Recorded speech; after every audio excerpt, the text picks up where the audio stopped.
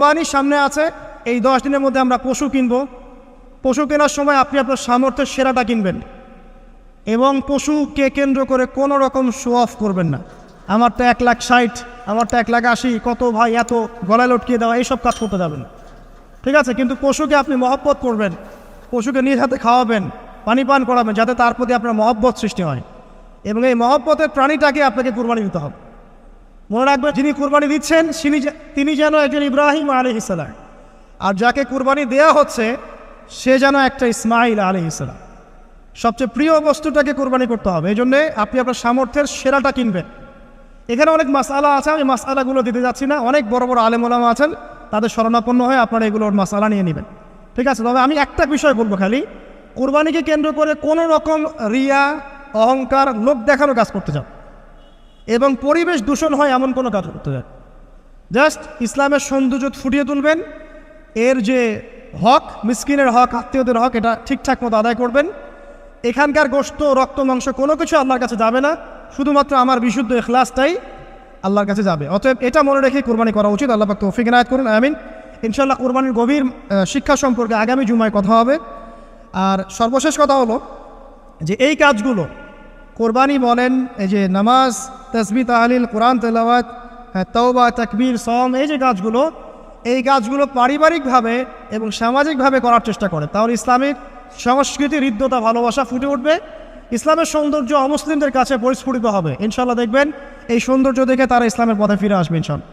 এবং আল্লাহ রাব্বুল আলামিন এই সুযোগটা কাজে লাগিয়ে আমরা যেন আমাদের বিগত গুনাহগুলো মাফ করিয়ে নিতে পারি, বেশি বেশি নেক আমল করতে পারি, এই 10টা দিন কাজে লাগাতে পারি। আল্লাহ পাক আমাদের সবাইকে সে তৌফিক ইনায়াত করুন, আমিন। এই 10 দিন কি করব আমরা? এগুলোর পাশাপাশি বেশি বেশি তাকবীর দিবেন। তাকবীর মানে আল্লাহু আকবার, আল্লাহু আকবার, লা ইলাহা ইল্লাল্লাহ, আল্লাহু আকবার, আল্লাহু আকবার, ওয়ালিল্লাহিল হামদ। সাহাবীদের মধ্যে আবু হুরায়রা রাদিয়াল্লাহু আনহু, আব্দুল্লাহ ইবনে আব্বাস, আব্দুল্লাহ বিন ওমর, এই বিখ্যাত সাহাবীরা যখন এই 10 দিনে উপস্থিত হতেন, তারা বাজারে গেলেও তারা বাজারে গিয়ে তাকবীর দিতেন জোরে জোরে। অন্য সবাই শুনে সবাই তাকবীর দিত, তাহলে সমস্বরে তাকবীর হতো। এই সুন্নাহটা চালু করা যেতে পারে। আল্লাহ পাক আমাদের সবাইকে তাকবীর দেওয়ার তৌফিক দান করুন, আমিন।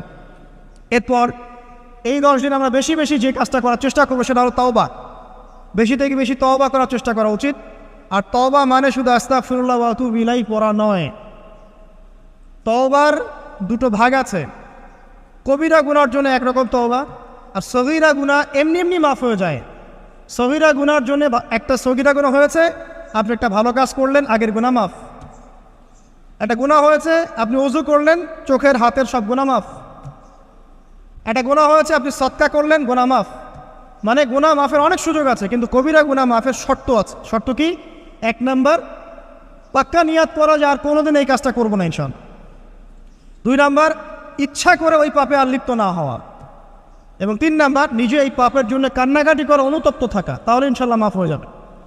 আরেকটা শর্ত আছে, যদি পাপটা অন্য কারোর সাথে সম্পৃক্ত হয়, যেমন ধরেন কারো টাকা মেরে দিয়েছেন, টাকা শোধ করেন নাই, যেটা আমাদের সমাজের ট্রেডিশন হয়ে গেছে এখন।